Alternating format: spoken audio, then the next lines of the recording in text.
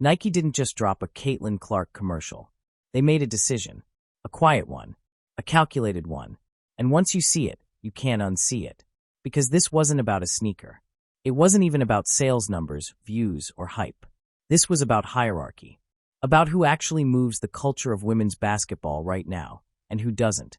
In just 42 seconds, Nike did what the WNBA has spent years trying to control. They centered everything around one player. No balance. No committee. No shared spotlight. Just Caitlin Clark. And while the internet celebrated, something very different was happening behind the scenes.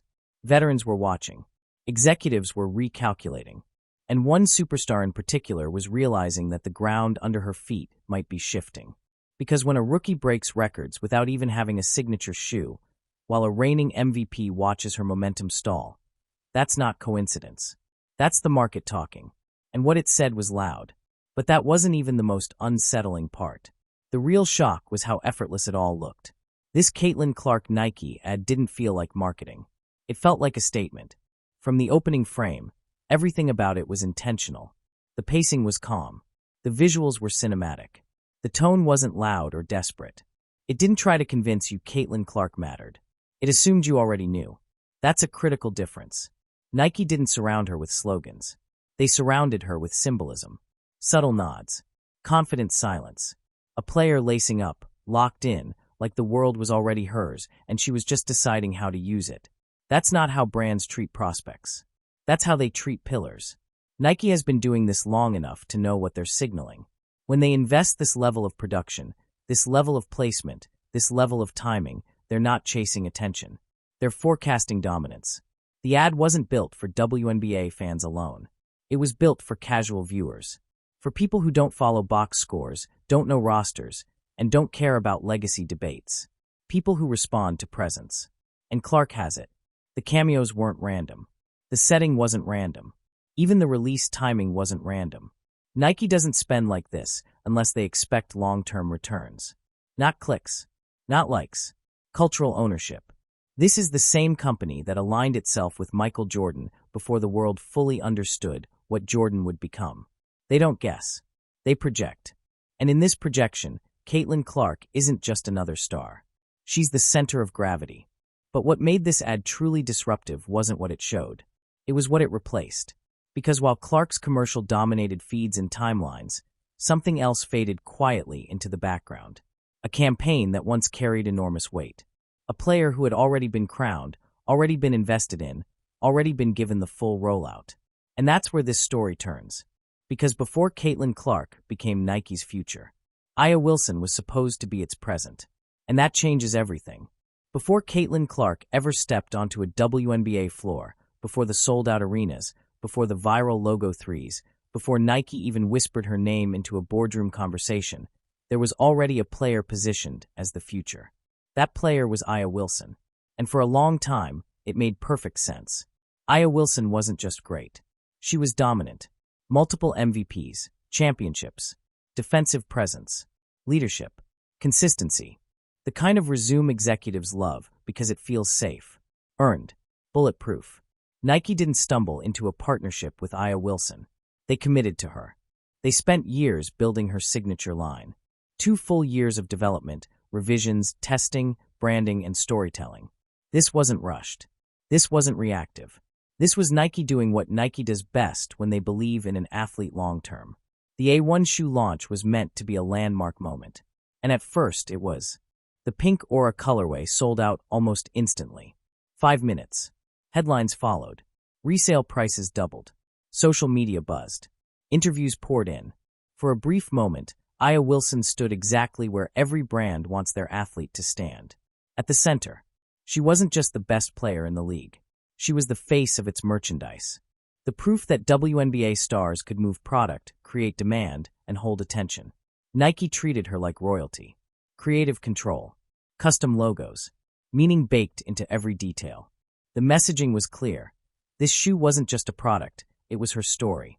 And for a while, the strategy worked. But something subtle started happening. Not a collapse. Not a failure. Just a slowdown. The hype softened. The noise faded. The resale spikes leveled off. The online conversation moved on faster than expected. And that's when the uncomfortable truth began to surface. Initial success doesn't always equal sustained pull. Aya Wilson had everything brands usually rely on to create a star moment. The accolades, the respect, the league backing, the marketing muscle. What she didn't have was inevitability. Because while Nike was carefully building her legacy, something else was happening in parallel. Something they didn't fully control.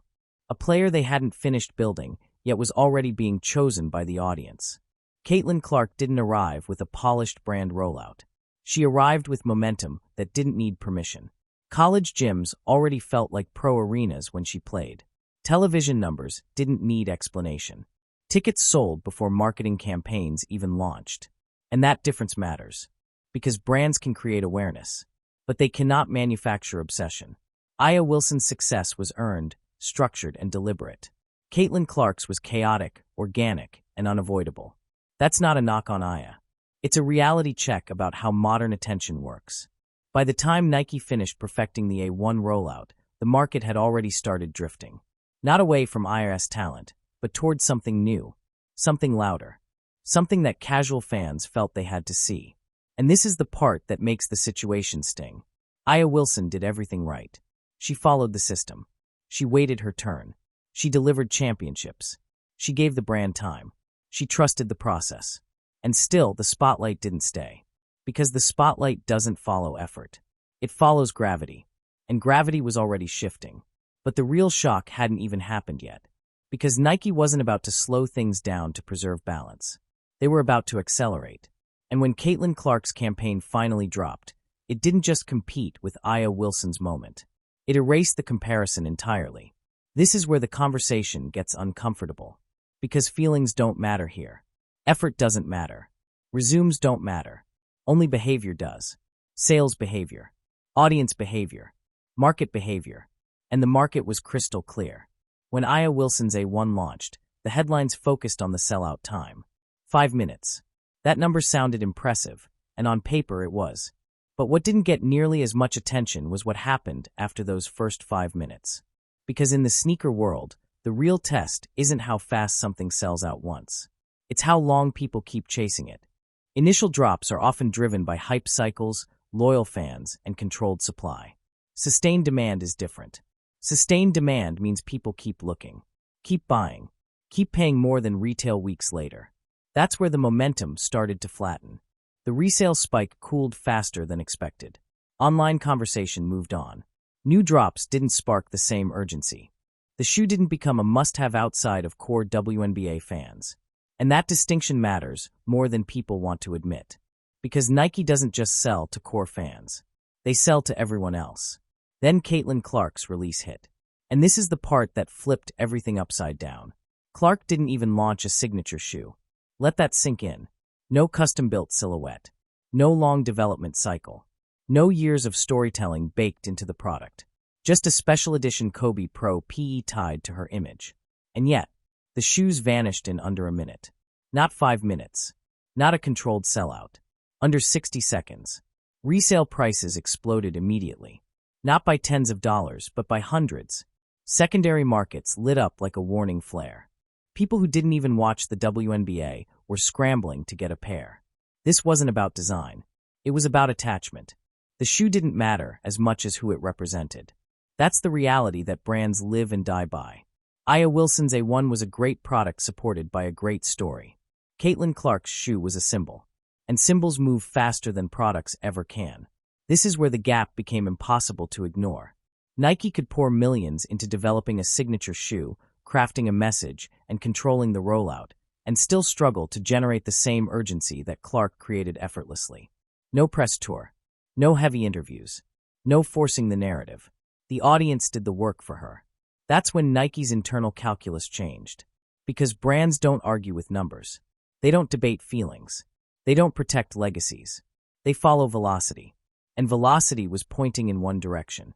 Caitlin Clark wasn't just selling shoes. She was compressing time. Moments that usually take years to build were happening in weeks. Fan bases that normally require education were forming instantly. Casual viewers were turning into buyers without ever being told why. This is the kind of phenomenon brands dream about and fear at the same time.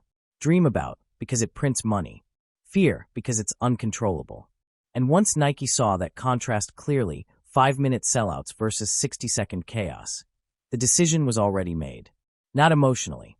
Strategically. They didn't need more proof. They needed alignment. And alignment meant shifting focus, resources, and narrative toward the player who didn't need help creating demand. That shift didn't mean Aya Wilson failed. It meant the game changed. And when the game changes, loyalty doesn't matter nearly as much as relevance. But the most shocking part? This was only the beginning. Because Clark's appeal wasn't limited to sneakers. It was bleeding into everything else. And once that happens, the imbalance stops being a brand issue and starts becoming a league issue. This is the part that frustrates people the most. Not because it's unfair, but because it can't be taught. Caitlin Clark doesn't sell because she's marketed better. She sells because people feel like they're missing something if they don't pay attention to her. That sense of urgency doesn't come from campaigns or slogans. It comes from presence, from inevitability. When Clark steps onto the court, it feels like something is about to happen. Not every play, not every possession, but at any moment, from any spot, something unexpected can unfold. That unpredictability is gold. Casual fans don't break down efficiency ratings. They don't debate defensive schemes.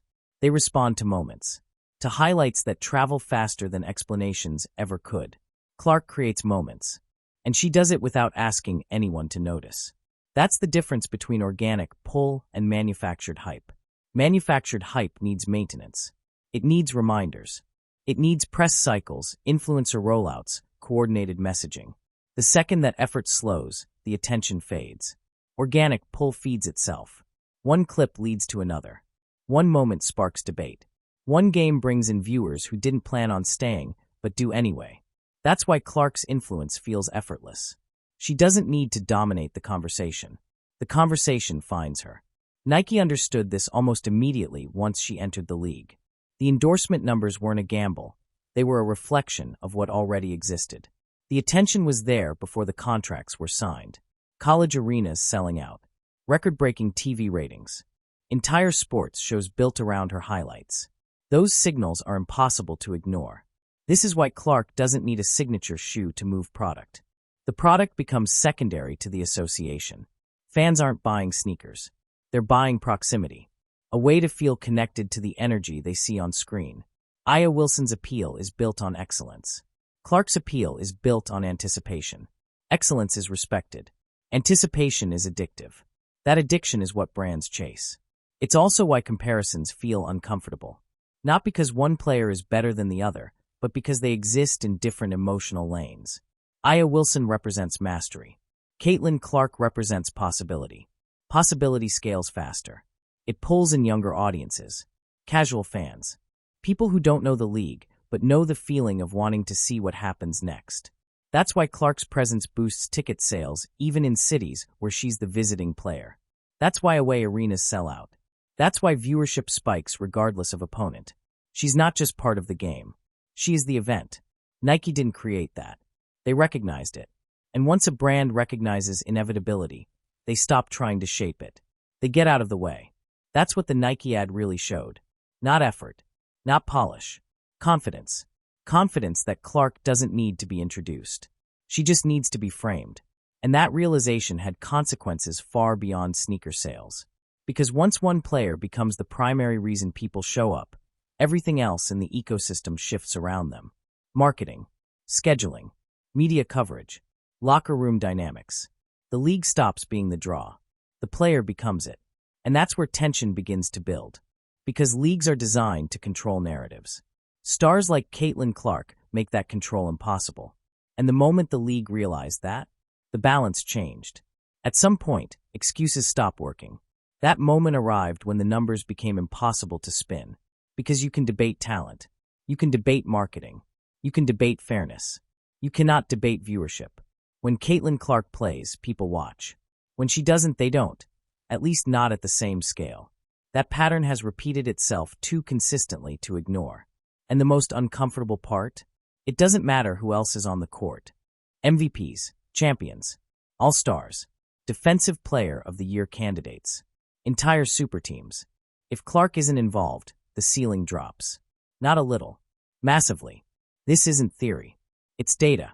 Games without Clark routinely struggle to crack numbers that her worst-performing broadcasts surpass.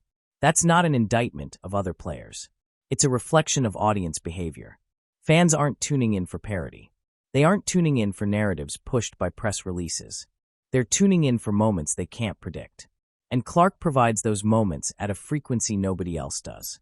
That's why broadcasters adjust schedules around her availability. That's why networks quietly hope she's healthy. That's why flex options suddenly appear when her games are announced. The league doesn't say it out loud, but the calendar tells the truth. Prime slots follow attention, and attention follows Caitlin Clark. This creates a structural problem the WNBA hasn't faced before. Historically, the league was marketed as a collective product. Teams mattered. Rivalries mattered. Star power existed, but it never swallowed the ecosystem. Clark changes that. Because now, the league has a star whose presence outweighs the league itself in measurable ways. That's dangerous territory. Not because it's bad for the sport, but because it exposes a gap leadership can't control. The league can promote equality. It can emphasize teamwork. It can highlight depth. But viewers don't respond to ideology. They respond to gravity. Clark has gravity. When she plays, casual fans show up. When she sits, they leave. No campaign can reverse that. No messaging can fix it. You can't guilt people into watching sports. You can only attract them. And attraction doesn't distribute evenly. That's the uncomfortable truth this season revealed. The contrast became even sharper during stretches when Clark was unavailable. Suddenly, nationally televised games struggled. Social engagement dipped. Clips didn't travel as far. Conversations slowed down. It wasn't subtle. It was immediate. That's when Nike's strategy made sense. Because Nike doesn't build around hope. They build around certainty. They follow numbers, not narratives. When a single athlete consistently pulls more attention than the rest of the league combined, the decision stops being philosophical. It becomes mathematical. Nike isn't choosing Clark over other players. They're choosing demand over intention. And demand doesn't care about resumes. It cares about reaction. This is where resentment starts to creep in. Not publicly, not in statements, but internally, quietly, in locker rooms, in front offices, in group chats nobody will ever quote. Because when one player becomes the financial engine, others feel reduced to supporting characters. That tension isn't hypothetical. It's inevitable. Veterans who built the league feel overlooked. Younger players wonder how to replicate something that can't be trained. Marketing teams struggle to justify why similar effort produces wildly different results. And leadership is left holding the pressure from every direction. If they lean into Clark too hard, they're accused of favoritism. If they don't lean into her enough, they leave money on the table. Either way, someone feels slighted. And Nike stepping in so aggressively didn't calm that tension. It amplified it. Because now the gap isn't just visible in ratings. It's visible in commercials, in budgets, in rollout scale, in cultural presence. Aya Wilson's frustration didn't come from losing relevance. It came from realizing relevance doesn't guarantee attention. That's a brutal realization for any elite athlete, especially when you've done everything right. And this is the moment where the league's biggest question shifts. It's no longer, how do we grow women's basketball? It becomes, how do we grow it without becoming dependent on one person? That question doesn't have an easy answer. Because history shows what happens when leagues try to suppress their biggest draw. Fans follow stars. Always have. Always will. And Caitlin Clark isn't asking to be that star. She already is. Whether anyone's comfortable with it or not. From the outside, it's easy to oversimplify this. People want heroes and villains. They want jealousy. They want bitterness. They want a clean narrative. But what's happening here is far more human than that. Aya Wilson isn't frustrated because Caitlin Clark exists. She's frustrated because she did everything the system asked her to do, and the system still moved the goalposts. That's the part that hurts. Aya followed the blueprint perfectly. She stayed patient. She dominated quietly. She stacked awards. MVPs, championships, defensive dominance, leadership, consistency, longevity. She became the exact player leagues point to when they talk about earning your moment. And for a while it worked. Nike rewarded her with a signature shoe.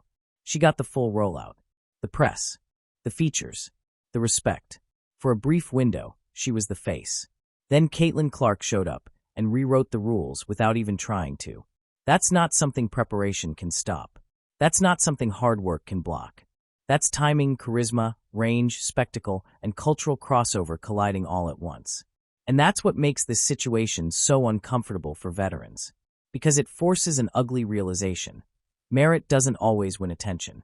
In sports, we pretend the two are always connected. They aren't. Aya Wilson's dominance is real. Her resume is bulletproof. Her place in basketball history is secure. But dominance doesn't always translate into obsession. Caitlin Clark doesn't just win games. She creates moments people feel like they have to witness live. Logo shots, deep pull-ups, audacity, range that feels reckless until it drops. That creates anticipation. Anticipation sells. This isn't about race. It isn't about favoritism. It isn't about disrespect. It's about the difference between greatness and magnetism. And magnetism can't be taught. That's what makes it threatening. Because how do you compete with something you can't train for? Aya's frustration is rooted in loss of control. For years, the path was clear. Dominate, earn respect, receive spotlight. Clark didn't skip steps. She collapsed them.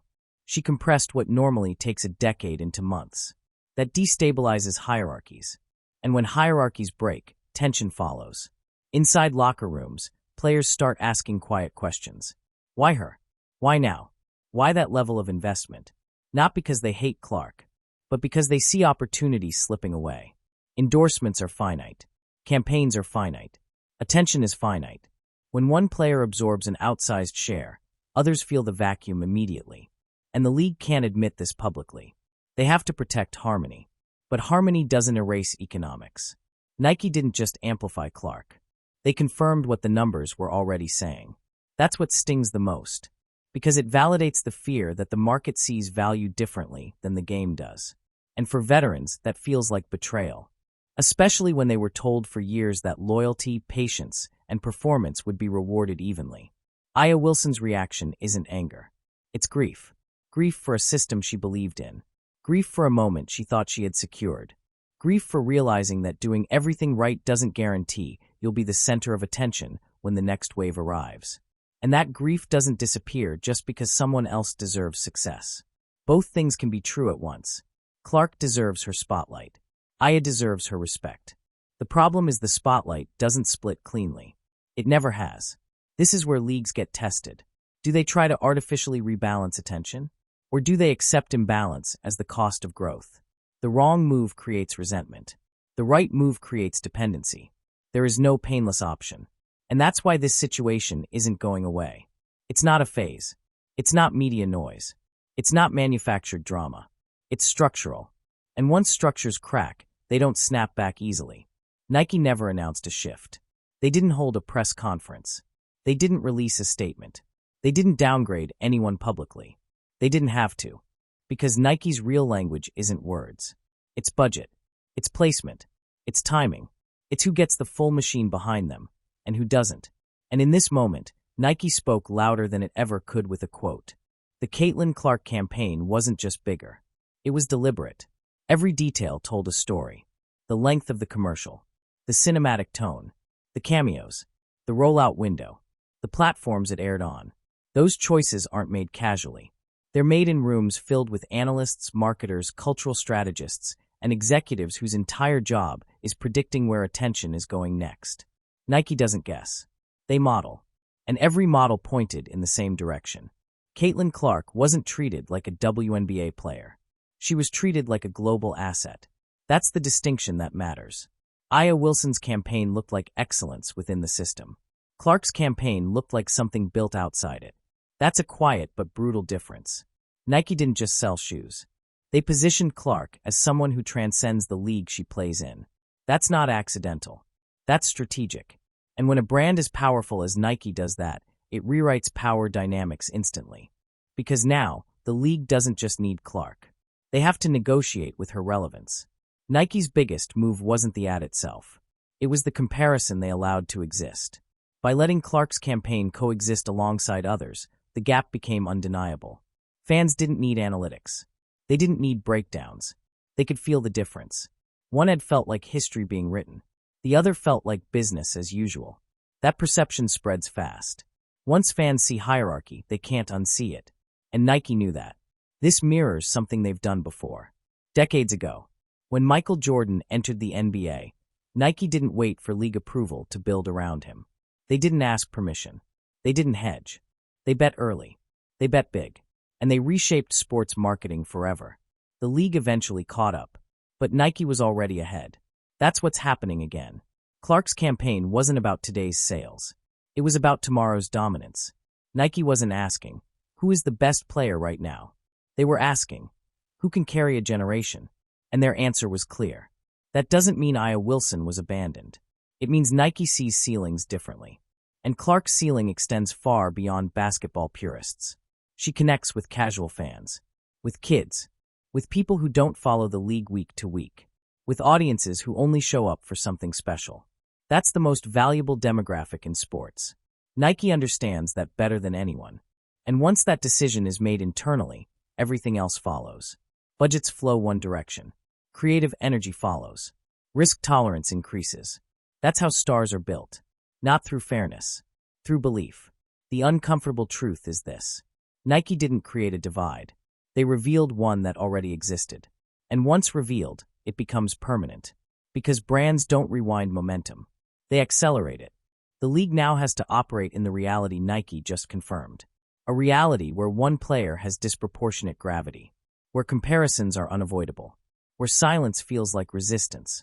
And where every decision is scrutinized for whether it aligns with the future or clings to the past. This isn't favoritism. It's forecasting. And forecasting doesn't care about feelings. It cares about outcomes. This story only looks like a basketball debate on the surface. Underneath, it's about culture, attention, and power. Basketball is just the stage. What's actually happening is that Caitlin Clark has crossed a line very few athletes ever cross. The line where your relevance no longer depends on your league. That's rare. That's dangerous for institutions. And that's why this moment feels so tense. When athletes operate inside a league, the league controls the narrative. Media access, scheduling, visibility, sponsorship leverage. But once an athlete becomes culturally independent, those levers stop working. Caitlin Clark isn't just followed by WNBA fans. She's followed by casual sports fans, by college fans who never left, by non-basketball audiences drawn to spectacle, by kids recreating logo shots in driveways. That matters more than awards. Because culture spreads sideways, not vertically. And Nike didn't sell basketball in that commercial. They sold possibility. The driveway mattered. The distance mattered. The cameos mattered. They weren't promoting a season. They were promoting a myth. The myth of the kid who can pull up from anywhere. That kind of story travels globally. You don't need to know standings. You don't need to know rosters. You don't even need to know rules. You just need to understand audacity. That's why the ad hit. And that's why it scared people in power. Because leagues are built on order. Caitlin Clark represents disruption. She collapses hierarchies. She blurs eras. She makes debates irrelevant. Is she the best player right now? That question misses the point. She's the most compelling. And in modern sports, compelling beats correct. That's the uncomfortable truth. The WNBA has spent years pushing collective growth. Equality of voice. Shared visibility. That works until one voice becomes too loud to blend. Then the collective model cracks. And Clark didn't force it. The audience did. Look at the numbers. Games spike when she plays. Merch spikes when she wears something. Search traffic spikes when she breathes. That's not marketing. That's gravity. And gravity doesn't negotiate. This is why veterans feel uneasy. Because cultural shifts don't ask permission from legacy. They move fast. And once they move, institutions have two options. Adapt around the star, or attempt to slow her down. One grows the sport. The other fractures it. We've seen this movie before. In tennis. In golf. In the NBA. Every time a singular figure arrives, the same questions follow. Is this fair? Is this sustainable? Is this good for the game? The answer is usually yes, but not evenly. Growth is never equal. It concentrates. Caitlin Clark is not replacing anyone. She's becoming an entry point. And entry points reshape ecosystems. Nike understands that. That's why they didn't frame her as a successor. They framed her as a starting point. That's the difference. Once you become the start of a story, everything else becomes context. That doesn't erase others, but it changes how they're perceived. And perception is everything. The league can celebrate parity all it wants. The market already voted, and the market doesn't reverse votes easily. This isn't hype. It's a shift. And shifts don't care about comfort. They care about momentum. At some point, every league faces this moment. The moment when control quietly slips. Not through rebellion, not through scandal, but through inevitability. This is that moment for the WNBA.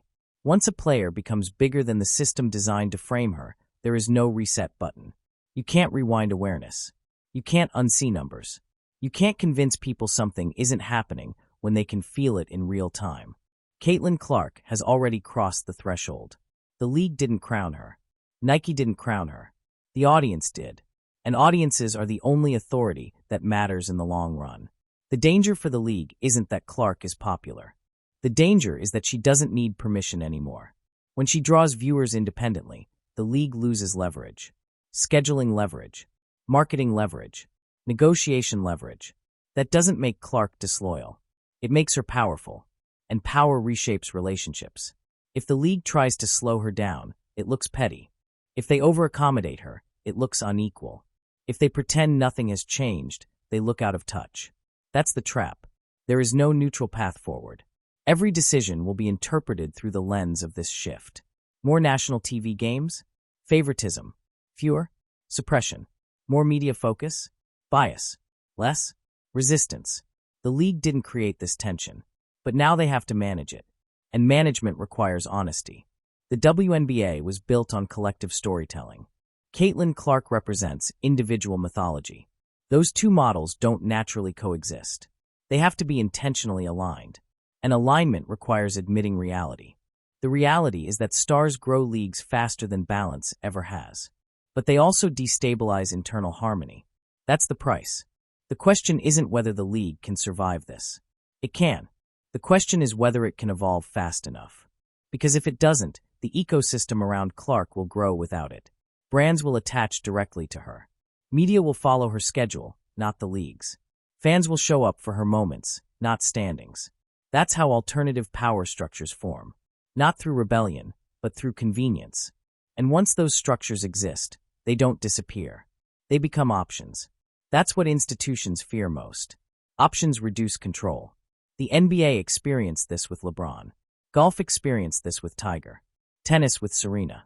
Every time, the sport grew, but the league had to bend. Those that bent thrived. Those that resisted fractured. This is the WNBA's inflection point. Not because Clark demands anything, but because the world responds to her. The league can't put her back in a box.